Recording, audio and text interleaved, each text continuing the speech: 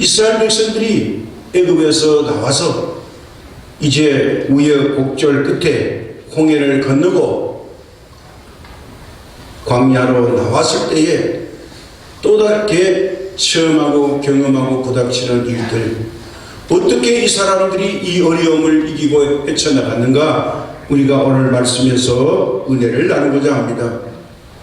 출애굽기 17장 1절과 7절에 보면 르비딤에 도착한 이스라엘 백성들이 마실 물이 없어서 엄청난 고통을 당하게 됩니다. 그렇게 되니까 지도자 모세를 원망합니다. 심지어는 돌을 들어서 모세를 돌로 치려고 합니다. 이것은 배신의 모습이지만 모세는 지도자이기 때문에 감당할 수밖에 없습니다. 모세는 어려우면 사람들과 시비를 거는 게 아니라 바로 하나님 앞으로 나가 엎드려 기도합니다. 모세가 하나님 앞에 호소할 때에 이 위기에 처한 모세에게 하나님은 말씀합니다. 지팡이로 내 앞에 있는 바위를 치라. 이 명령에 모세가 지팡이를 들어서 바위를 치는데, 모세도 인간인지라 마음이 격했던 것 같습니다. 모세의 온유함이 지면에 승하니라 했는데 참 부드러운 사람인데 르비딤에 와서는 격분을 냈는지 그만 지팡이를 2번 내리치고 말았습니다. 한 번을 쳐도 되는데 2번을 감정이 격해서 쳤는데 놀라운 일이 일어납니다. 큰 바위에서 갑자기 물이 펑펑 쏟아져 나옵니다. 아멘. 바위가 갈라지더니 그 속에서 엄청난 물이 솟아났습니다. 백성들이 즐겁게 물을 마셨습니다. 이거는 과학적으로 설명이 안 되는 겁니다. 물이 없어서 죽을 뻔했는데 물 때문에 행복했습니다. 큰 위기를 넘어섰습니다. 모세의 생명의 위협이 받았지만은 모세가 생명을 건졌는데 이 개인의 고비와 사람들의 목숨이 살려났을 때에 하나님이 말씀대로 순종하면 책임을 져주는 것을 보였을 때문에 그 위기가 벗어나자마자 그때에 또 다른 위기가 찾아납니다. 8절에 이렇게 말합니다. 그때에 아말렉이 와서 이스라엘과 르비딤에서 싸우니라. 그때가 언제입니까? 바위에서 물이 팡팡 쏟아져 나와서 막 좋다고 물을 마시고 있는 그때에 이게 큰 해갈이 왔으면 얼마나 좋습니까?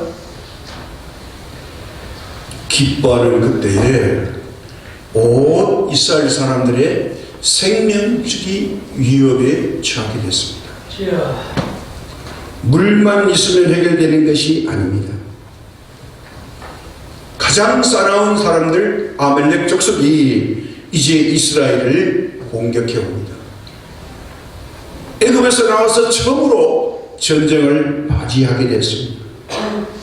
이 아말렉 족속은 어떤 사람들이냐? 전쟁과 싸움을 매우 좋아하는 호전적인 민족입니다. 그리고 사막의 골짜기를 찾아다니면서 오아시스가 있으면 거기에 살고 있는 주민들을 다 쫓아내고 사람들을 죽이고 그 오아시스를 차지하는 민족들입니다. 거기에 거주하는 사람들이에요. 이 사람들은 전쟁의 경험도 풍부합니다. 어떤 이 군사적인 것만 아니라 행정 조직도 잘 갖추고 있습니다. 어떻게 해야 싸움에 이기는지, 적을 공략하면 이기는지 이런 매뉴얼도 많이 축적한 사람들입니다. 근데 이 사람들은 에서의 손자로서 이스라엘 역사 속에서 언제나 이스라엘 백성들을 괴롭히는 민족입니다. 따져보면 사촌지간인데 철천지 원수같이 지날 수밖에 없습니다. 그런데 지금은 오늘 말씀처럼 이 아말렉 족속은 지구에서 사라지고 말았습니다. 이 이스라엘 사람들은 어떤 사람들이냐? 이 이집트에서 종살이 하다가 430년 만에 풀려나서 이 사람들은 종살이에 익숙했지 전쟁에 나가서 전쟁을 한 번도 치러본 적이 없습니다. 왜냐하면 이집트 사람들이 이 이스라엘 사람들을 전쟁에 내보냈다가는 요 종교성과 결집력이 강한 사람들이 이 경험을 가지고 이제 이집트를 배신해 가지고 이제 반란을 일으키면 대책이 없다. 그래서 이 사람들은 절대로 군인으로 징용해서 전쟁을 모르게 해야 된다. 오직 노동력만 철저히 활용하고 군인으로서는 훈련을 받지 않고 전쟁에 나가지 않게 했습니다. 자, 전쟁을 한 번도 모르는 사람들에게 아말렉이 쳐들어왔으니 이게 큰 일이 났죠. 그런데 오늘 성경의 결론은 뭐냐? 질 수밖에 없고 죽을 수밖에 없는 사람들이 아주 독특하고 특이한 방법으로 이 전쟁을 승리했다고 말합니다. 그 승리의 비결이 뭐냐? 손과 손을 거쳐서 승리했습니다. 신무기로 한 게 아닙니다. 전쟁에 나가서 열심히 싸우는 여호수아와 병사들의 손이 있었고, 그리고 높은 산에 올라가서 이제 기도하는 모세의 손이 있었고, 기도하는 모세의 손을 받쳐주는 두 사람의 협력의 손이 있어서 이제 이 전쟁을 마무리했는데 이스라엘의 완벽한 승리로 끝을 맺었다, 이거예요.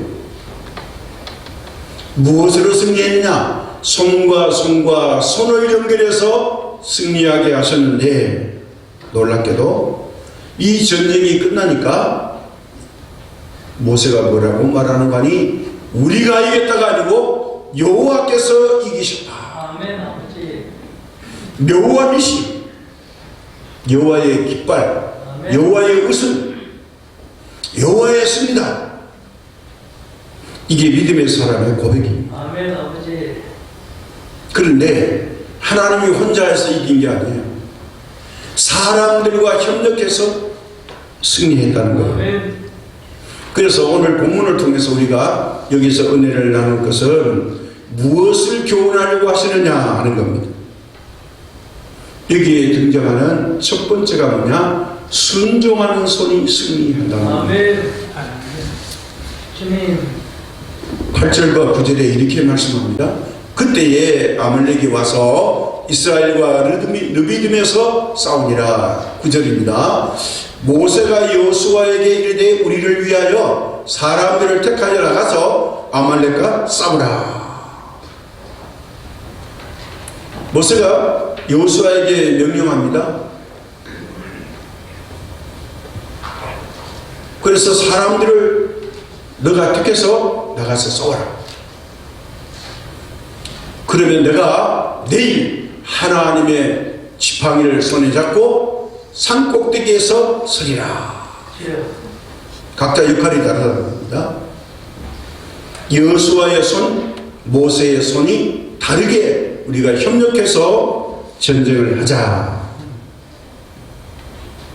그런데 이 전쟁은요, 군사적으로 전략적으로 보면 싸우나 마나는 싸움이에요. 그건 뭐 완전히 죽으려고 하는 거와 똑같아요. 군사를 비교해도 안 되고요, 경험으로 봐도 안 되고, 무기도 없어요. 그냥 무식하게 싸우자는 거예요. 그 누가 싸우겠습니까? 그것도 훈련을 한 번도 받아본 적이 없어요. 전쟁 구경도 안 해봤어요. 근데 전쟁이 난 거예요. 가만히 앉아 죽을 수 없으니까 나가서 맞서 싸워야 된다는 거예요. 매뉴얼도 없는 겁니다. 아말렉과 싸운다는 거는 차라리 죽으러 가는 거와 똑같아요. 생패를 당할 수밖에 없는데, 그런데도 여호수아는 지도자 모세의 말이 하나님의 말씀인 줄 알고 순종합니다. 그게 뭐냐? 모세가 아니라는 거예요. 하나님이 말씀하신 거예요. 아멘. 그런데 모세가 놀랍게 말합니다. 군인 올라갈 사람은 뭐 연령별로 젊은 사람, 이제 좀 건장한 사람 뽑자가 아닙니다. 여호수아는 총사령관, 내가 가서 마음에 드는 사람을 모두 골라, 그리고 그 사람들을 데리고 나가서 몇 명이 됐든지 너가 가서 싸워라, 정권을 줬습니다. 이 말 들은 모세가 한 말에 여호수아는 순종합니다. 지도자 모세의 말이 하나님의 말씀이다. 그래서 13절에 보면 이렇게 말해요. 아주 간단하게 말합니다. 여호수아가 칼날로 아말렉과 그 백성을 쳐서 무찌르느니라.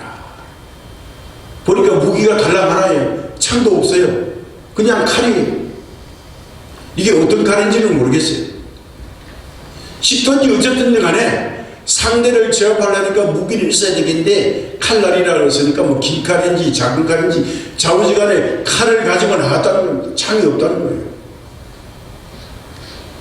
이거를 가지고 갔는데 아말렉 백성을 쳐서 무찔렀다는 거예요. 이길 수 없는 거예요. 이스라엘의 승리는 곧바로 여호와의 승리. 아멘. 이 승리가 어떻게 이루어졌느냐? 말씀에 순종하니까 이루어졌다는 거예요. 근데 이렇게 말할 수 있죠. 여호수아 입장에서, 아니 선생님, 이 위험한 전쟁에 왜 저를 보냅니까? 그리고 선생님이 앞장을 쓰셔야지, 나이 어린 저를 갖다가 앞장 세워서 저보고 하라면 어떡합니까? 선생님이 앞장 쓰세요. 선생님 손에는 지팡이가 있잖아요. 그거 한번 휘둘러버리면 어떤 기적이 일어날지 모르잖아요. 홍해가 갈라졌잖아요. 아니 조금 전에 르비딤의 반석이 갈라졌잖아요. 그 능력의 지팡이를 갖고 선생님이 앞장서셔야지. 아무것도 모르는 저보고 앞장서라고 하면 어떡합니까? 지팡이는 어디다 써먹으시려고? 아니 안전한 곳으로 멀리 산 위에 꼭대기 가서 전쟁 구경하시려고 피신하십니까? 이렇게 항변할 수 있죠. 위험한 곳에 보내고, 그래 이 전쟁터에서 멀리 떨어진 곳에 거기서 보시려고요?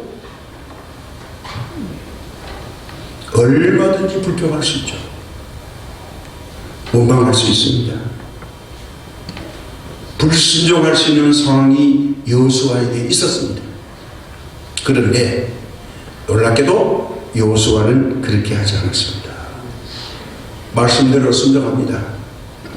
백성들을 인솔해서 전쟁터에 나갔습니다. 사실 우리 인생은 때때로 내 마음에 들지 않을 때가 종종 있죠. 모든 일이 내 마음대로 다 됩니까? 원하는 대로 됩니까? 안 될 때가 꽤 있습니다. 어떤 때는 이것은 아니다 싶을 때도 있어요.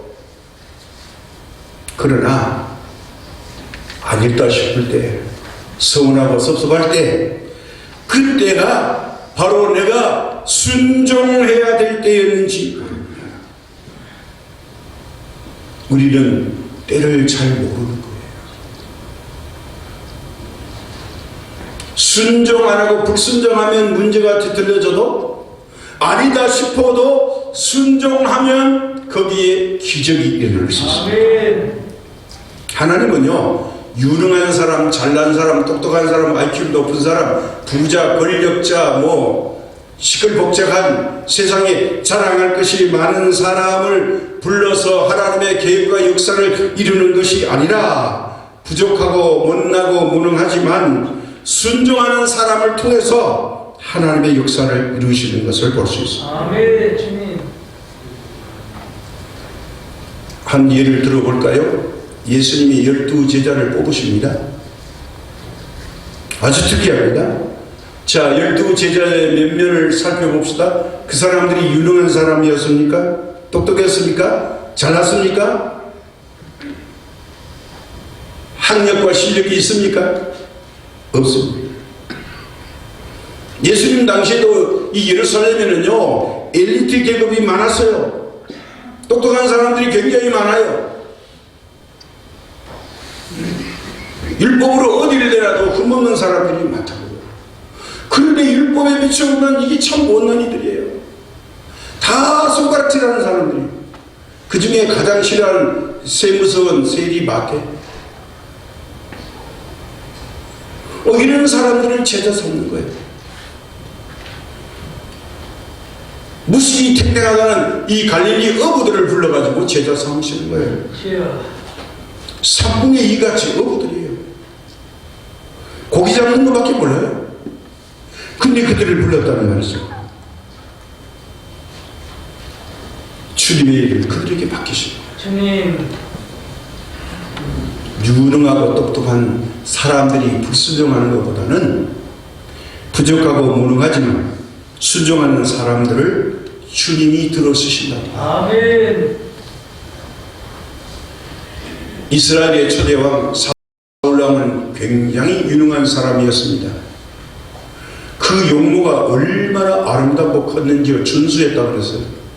그의 키는요, 보통 사람의 키의 한자보다 더 크다고 그랬으니까 그의 키가 30cm가 더 큰 거예요. 그러니까 사람들이 모인 데 가면 이 사울왕이 떡 서면은 모든 사람 위에 얼굴이 딱 나타나는데 아주 얼굴이 잘생겼어요. 아마 처형도 신나게 날씬한 것 같아요. 배불뚝이가 아닌 거예요. 외형적으로는 흠잡을 데 없는 사람이었어요. 미스터 이스라엘에 나가도 챔피언을 할 수도 남을 사람이었습니다. 그런데 하나님은 사울을 버리십니다. 왜 그랬을까요? 오늘 나오는 이 아말렉을 진멸하라고 그랬는데 사울왕이 아말렉을 진멸하지 않고 대충 죽이고 그들이 갖고 있는 좋은 옷과 짐승 이런 걸 전부 다 취해서 옵니다. 이게 좋아가지고 불순종했어요. 사무엘이 오더니 하나님의 말씀을 순종하는 것이 제사보다 나은데 왕은 어찌해서 하나님의 말씀에 불순종합니까? 주님, 이제 왕의 시대가 끝났습니다. 하나님의 마음에 합하지 못했던 거예요. 그런데 하나님은 가장 가난한 동네 베들레헴 들판에서 8형제가 있는데 제일 막내 다윗, 형 첫 번째부터 7째까지는 아버지와 함께 날마다 맛있는 식사하고 만찬하고 대접받는데 이 막내는 깨지째 해가지고요, 아버지 눈에도 안 차는 거예요. 야 이놈아, 너는 저가 들판에 가 양떼는 지켜줍니다. 못난 놈이 이러면서 구박받아가지고요 들판에 쫓겨났어요. 그 이세라는 사람도 대단한 겁니다. 막내 아들이 불쌍히 얘기해야 되는데 8아들 중에서 막내가 제일 못났다고 양떼 맡겨놓고 자기들은 집안에서 먹고 살만하니까 즐겁게 지냈어요. 그런데 원망할 만한데 다윗은 그렇지 않았어요. 아버지께서 이 아버지의 귀한 재산 양떼를 맡겼는데 내가 잘 관리해야 된다. 그래서 이 양떼를 잘 보살피는 거예요. 아버지의 말씀이니까 순종한 거예요. 아멘. 그래서 양떼를 잘 지키려고 연구를 많이 해요. 물맷돌로 살아온 짐승을 잡고 또 시간 나면 악기를 연주하고 시도 읊고 하나님을 묵상하고. 그래서 시편 23편 같은 거는 참 놀라운 시적인 그런 시인이잖아요. 아버지한테 대접을 못 받아요. 사람 취급도 못 받았는데도 불구하고 다윗은 충성스럽게 아버지의 말씀에 순종했어요. 아멘. 이것이 곧 하나님의 마음에 드는 거예요. 아멘. 마음에 안 들었는데 이걸 순종으로 바꿨어요. 그래서 사울은 버리고 새로운 왕을 택하려고 하니까 하나님께서 이스라엘을 찾아보니 제일 마음에 드는 사람이 한 사람이 있는데 그 사람이 누구예요? 사울이었습니다. 버리니까 다윗입니다. 집안에서도 이름이 없는 사람이 이스라엘의 왕이 되었어요. 뭐 때문에 됐을까요? 사울은 불순종했는데 다윗은 순종했어요. 아멘. 그래서 우리 성경에 뭐라 그래요? 부모에게 불순종하라? 순종하라 그랬죠. 부모에게 효도하라는 거예요. 부모는 하나님을 대신하는 겁니다. 아멘. 십계명이 나오잖아요. 부모에게 잘하는 것이 곧 하나님께 잘하는 거예요. 아멘. 이게 하나님 사랑과 이웃 사랑과 연결되어 있습니다. 그래서 우리 사람은 인생을 살아갈 때 모든 일에 최선을 다하고 삶을 살아야 됩니다. 아멘. 최선을 다하는 삶을 순종의 모습으로 나타낼 때에 드디어 하나님의 주목을 받게 됩니다. 주님 아멘. 어떤 한 사건만 잘하는 게 아니에요. 평소에 그렇게 성실하게 살면 됩니다. 그게 순종이에요. 그래서 우리가 성경 전체를 보면요, 순종이라는 단어와 의미가 굉장히 강조합니다. 왜 그랬을까요? 우리 사람은요 똑같아요. 때로는 내가 피하고 싶은 일이 있고요, 하기 싫은 일이 있고 듣기 싫은 일도 있어요. 때로는 일해야 되겠는데 귀찮을 수도 있습니다. 거기다가 더 나가서 일을 하면 위험하고 목숨이 위태로울 수도 있습니다. 자, 이런 일을 내가 꼭 해야 되냐? 이렇게 우리에게 갈등을 줄 수도 있습니다. 오늘 여호수아는 목숨을 걸어야 될 가장 위태로운 이 일을 여호수아는 이스라엘 백성들과 함께 순종으로 감당하고 있게 된 것을 보게 됩니다. 이게 뭐냐? 첫 번째 덕목이 순종하는 손이 필요합니다. 아멘. 두 번째 손이 바로 모세의 손입니다. 순종하는 손만 가지고 안 되고 바로 이스라엘이 아말렉 족속과 싸워서 이긴 승리의 비결의 그 포인트는 바로 산 꼭대기에 올라가서 모세가 기도하는 손을 익히셨기 때문에 이게 승리하게 됩니다. 아멘. 자, 여호수아가 나가서 아무리 싸운다 할지라도 기도에 협력하는 손이 없다면 승리를 못하는 장면이 오늘 기록되어 있습니다. 산 위에서 피신 가는 게 아니라 이 전황을 보면서 어떻게 기도해야 되는지를 이제 이 전술 전략을 하나님의 눈으로 바라보는 지도자 모세의 손이 있었기 때문에 그들은 승리했습니다. 9절의 말씀을 봅니다. 뭐라고 말했을까요? 내가 하나님의 지팡이를 손에 잡고 내일 산 꼭대기에 서리라. 오늘은 이 군인들을 뽑으라는 거예요. 그 대신 내일이 되면 내가 산 꼭대기에 올라가서 내가 지팡이를 손에 잡고 기도할 터이니 너는 젊은이들 이끌고 전쟁터에 나가라. 전쟁의 승리, 우리 인생의 승리는요, 그 누군가 기도하는 손이 있을 때에 하나님의 도우심이 일어납니다. 아멘. 11절에 이렇게 말하죠. 모세가 손을 들면 이스라엘이 이기고 손을 내리면 아말렉이 이기더니. 놀라운 일이 일어납니다. 모세가 손을 높이 들고 기도하면 이스라엘이 이기는 거예요. 근데 모세도 사람인지라 이게 들고 있는 게 한계가 있어요. 조금 있으니까 힘 빠지고 팔이 아프니까 어떻게 해요? 손이 조금씩 내려오니까 이게 여호수아 군대가 뒤로 자꾸 물러납니다. 자, 이거 어떻게 해야 됩니까? 손이 올라가야 되는데 모세도 인간인지라 손이 안 올라가고 그 자리에 멈추고 팔은 빠지도록 바꿉니다. 그런데 내려오면 내려올수록 이 여호수아 군대가 뒤로 물러납니다.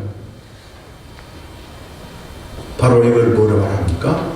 보이지 않는 곳에서 산 꼭대기에서 손을 높이 든 모세의 기도에 손이 있었다는 사실을 주목해야 됩니다. 아멘.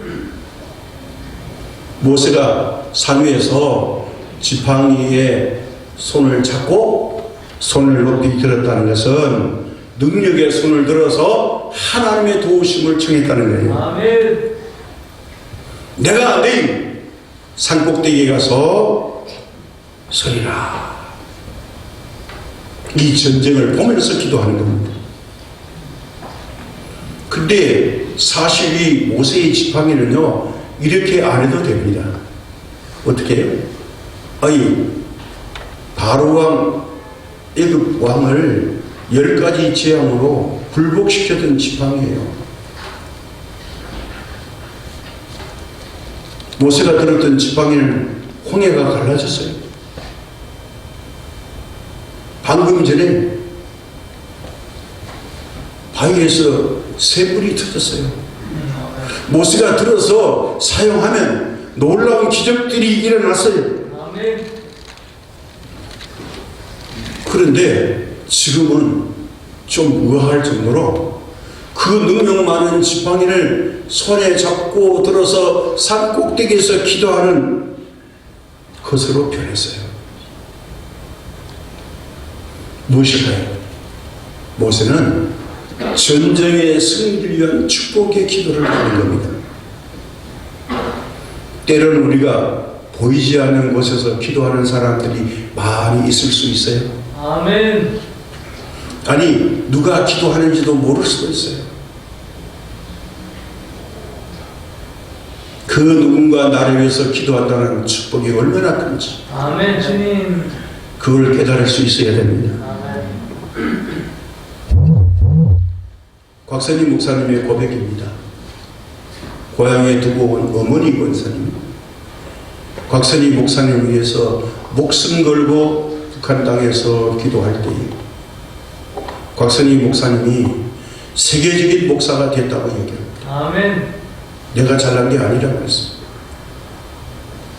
그런데 어머니가 돌아가시니까 그때부터 어려움이 닥쳤다고 이야기해요. 본인의 간증입니다. 나를 낳아준 어머님이 저 북한 땅에서 끊임없이 눈물을 흘리면서 아들을 위한 기도가 세계적인 목사가 됐다. 아멘. 주님. 이 아들은 한 번도 어머니가 어릴 때는 봤지만 남쪽으로 내려오고는 본 적이 없죠. 그런데 느낄 수 있다는 거예요. 가장 절실한 마음으로 아들을 위해서 기도해 준 어머니의 기도가 같다는 겁니다. 아멘. 나를 위해서 누군가 손을 들고 복을 빌어주는 기도가 오늘 우리를 있게 하는 것입니다. 아멘. 세 번째는 뭐예요? 지도자의 손이 아니라 협력하는 손길이 있었습니다. 아멘. 자, 이 이스라엘이 아말렉을 쳐서 이기는 세 번째 승리 비결은 뭐냐? 바로 아론과 훌의 협력하는 손입니다. 전쟁에 나가서 싸우는 손, 여호수아와 젊은이의 손이 있다면, 그리고 언덕에서는 기도하는 모세의 손이 있었다면, 이 힘이 빠져서 내려오는 모세의 손을 협력하는 손길이 있었습니다. 이것 때문에 결정적으로 승리하게 됩니다. 10절과 12절에 이렇게 기록되어 있죠. 여호수아가 모세의 말대로 행하여 아말렉과 싸우고 모세와 아론과 훌은 산 꼭대기에 올라가 모세가 손을 들면 이스라엘이 이기고 손을 내리면 아말렉이 이기더니 12절이죠. 모세의 팔이 피곤하며 그들이 돌을 가져다가 모세 아래에 놓아 그가 그 위에 앉게 하고 아론과 훌이 한 사람은 이쪽에서 한 사람은 저쪽에서 모세의 손을 붙들어 올렸더니 그 손이 해가 지도록 내려오지 아니한지라. 아멘. 모세의 손만 가지고는 부족했다는 거예요. 주여. 그래서 어떻게 됐다는 거냐? 결론이 13절의 결론이 이렇게 나 있어요. 여호수아가 칼날로 아말렉과 그 백성을 쳐서 무찌르려 해라. 아멘. 승리했다는 거예요. 아멘. 좋은 게 아니에요. 오늘 전쟁 처음 하는 거예요. 한 번도 사람을 죽여본 적이 없어요. 그런데 승리했대요.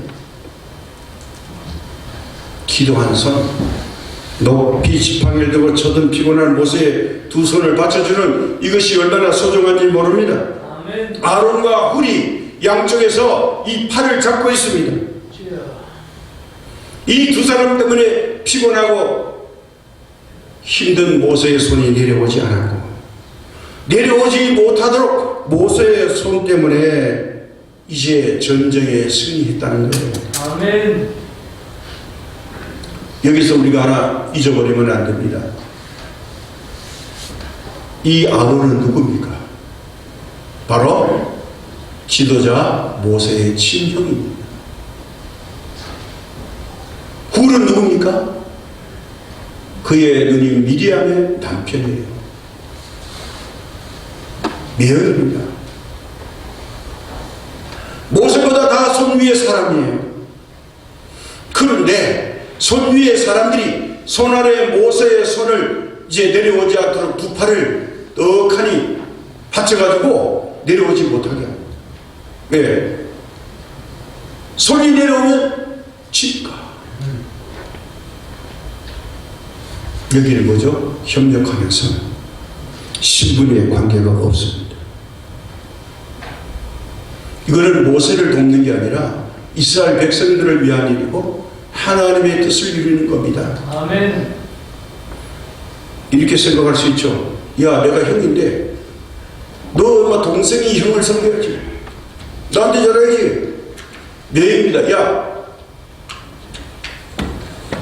내가 매형인데 너 물에 빠진 놈을 건져주는 게 누구야? 너희 누나 아니야?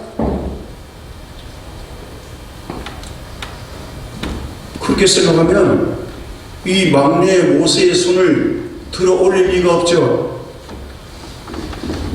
거꾸로 너가 우리를 섬겨야지. 내가 섬기는 게 말이 되냐? 이렇게 할 수 있죠. 두 사람은 형의 자존심도 매형의 자존심도 다 버렸습니다. 오직 지도자인 모세의 팔을 붙들어서 승리하기 위해서는 해가 떨어지기 전까지 어떻게 하든지 모세의 팔을 힘들어도 두 손으로 꾹꾹 잡고 내려오지 못하도록 하니 전쟁이 계속 승리하는 겁니다. 그래서 모세는 계속해서 하나님 앞에 기도하게 했다는 사실이 은혜입니다. 아멘. 왜요? 협력자가 있기 때문입니다. 아멘. 오늘 우리 회사나 교회나 우리 삶이 이제 행복하기 위해서는 서로를 위해서 손을 들어주는 사람이 많아야 합니다. 아멘. 나보다 남을 귀하게 여기는 사람들이 많아야 합니다. 아멘. 다른 사람의 손을 들어주는 사람이 있어야 됩니다. 아멘. 주여. 이게 협력하는 손이에요. 협력하는 성격 때문에 이스라엘 백성들이 한 번도 해보지 않은 위기를 승리하게 만들었습니다. 아멘. 협력하는 손 때문에 이렇게 큰 승리가 이루어진 겁니다. 이스라엘의 위기는 말끔하게 제거됐습니다. 분명히 패배할 것 같은데 그들은 패배가 아니라 완벽한 승리를 했습니다. 아멘. 이스라엘 백성은 다시 당당하게 광야로 앞으로 나갈 수가 있었습니다. 사랑하는 여러분, 오늘 우리 가정에 우리 마음속에 문제가 있습니까? 어려움이 있습니까? 위기가 닥쳤습니까? 걱정 때문에 죽고 싶습니까? 끝내야 되다고 결심하십니까? 협력하는 손이 되시기 바랍니다. 아멘. 우리가 열심히 기도했으면 이해해야 합니다. 문제가 있으면 두드려 봐야 합니다. 구하라, 찾으라, 두드리라. 그리하면 열릴 것이라. 아멘. 일하는 손 여호수아, 기도하는 손 모세, 협력하는 손 아론과 훌.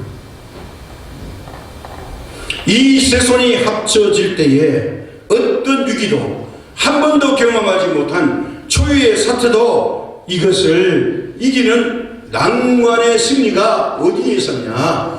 기도하고 순종하고 협력하는 것 때문에 완벽한 승리가 있었습니다. 아멘. 주님. 우리는 이런 모습으로 금년 한 해를 승리해야 합니다. 아멘. 어제 있었던 잠깐의 간증을 드립니다. 우리 권사님 잘 보고 계시죠? 어제 오후 5시 한 40분이네. 최장 권사님이 전화가 왔습니다. 지금 너무 아프다는 거예요. 주님. 셋째아들 주은 집사가 엄마 아파하지 말고 목사님한테 기도받자. 아멘. 그래서 전화를 한 겁니다. 시름소리를 내는데 참 답답하죠. 제가 어떻게 할 수가 있는 게 아니잖아요. 우리 권사님과 똑같은 병을 제가 개척 초기에 한 분을 보고 그분과 3년 동안에 기도하면서 고침받은 사건이 있거든요. 그 아픔과 고통을 제가 잘 알아요. 3년 동안 두 눈으로 똑똑히 목격했어요. 그래서 기도할 수밖에 없죠. 권사님 손으로 고통스러운 것에 건지시고 기도하십시다. 그렇게 기도드렸는데 아멘. 우리 권사님이 참 놀라운 기적을 많이 체험하셔요. 기도하시면 그때그때마다 하나님이 기적을 베풀어 주셔요. 아멘. 완벽하게 고쳐주시면 좋겠는데 고통에서만 건져주시는 거예요. 1시간 지났는데 다시 전화가 왔어요. 목사님 기도받고 바로 잠이 들었대요. 아멘. 아프면 잠이 안 오는데 바로 잠이 들었는데 1시간 지나고 깨나니까 아까 아픈 게 싹 가서져 버렸대요. 아멘.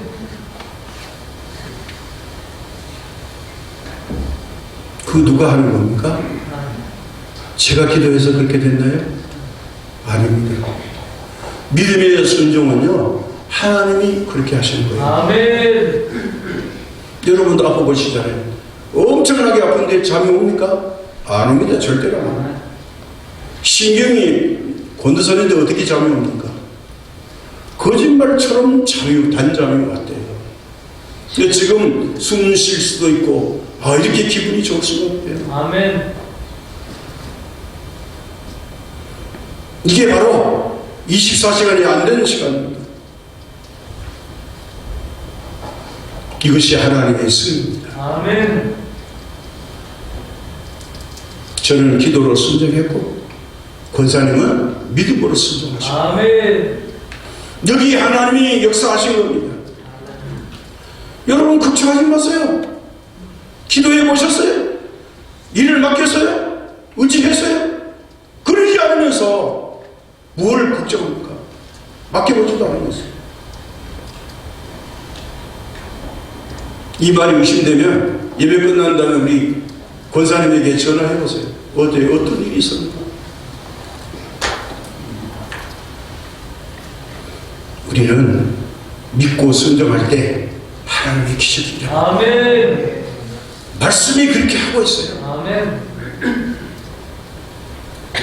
우리는 두지 사이에 귀한 권사님 두 분을 이제 천국으로 가셨습니다.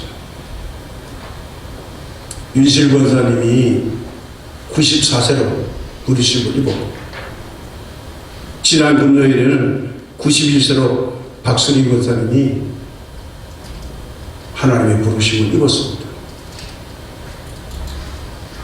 근데 놀라운 게 하나 있습니다. 뭐냐? 이 성남 화당장에 고로가 15개가 있는데요. 딱 일주일 사이에, 그것도 금요일 날 첫 번째 이 화장, 시간이 똑같아요. 45분. 근데 지난주에도 9번 윤실 원사님이 그랬고요. 또 일주 후에 금요일 날 똑같은 시간에 갔는데 박순희 권사님도 9번이에요. 그 제가 9번? 나인? 그것도 똑같은 금요일 똑같은 6시 45분에 고로에 들어갔는데 이게 무슨 일이라? 15개가 있는데 똑같은 일주일 후에 똑같은 모습으로 천국 가셨다. 아멘. 아, 그때 야, 구자는 구원이다. 할렐루야. 아멘. 구원받은 게 확실하다. 아멘. 속으로 얼마나 기쁜지 몰랐어요. 여러분 감동 없으십니까? 고로 15개 했는데 하필이면 구자예요? 9번입니까? 구원받았다는 거죠. 아멘. 한편으로 되게 기뻤어요. 우리 박선희 권사님은 새벽 제단을 꼭 지켜줬죠. 수요일 지키죠. 금요일 지키죠. 주일 지키죠. 두 분들이 앉았던 이 자리 비어 있어요. 육체는 이 세상을 떠났지만 우리 권사님들이 했던 기도는 우리 교회에 남아있을 줄로 믿습니다. 아멘. 우리가 이 땅에 남은 흔적이 뭘까요? 육체는 언제는 떠나가지만 우리 영혼의 믿음의 개성은 계속이어질 줄로 믿습니다. 아멘.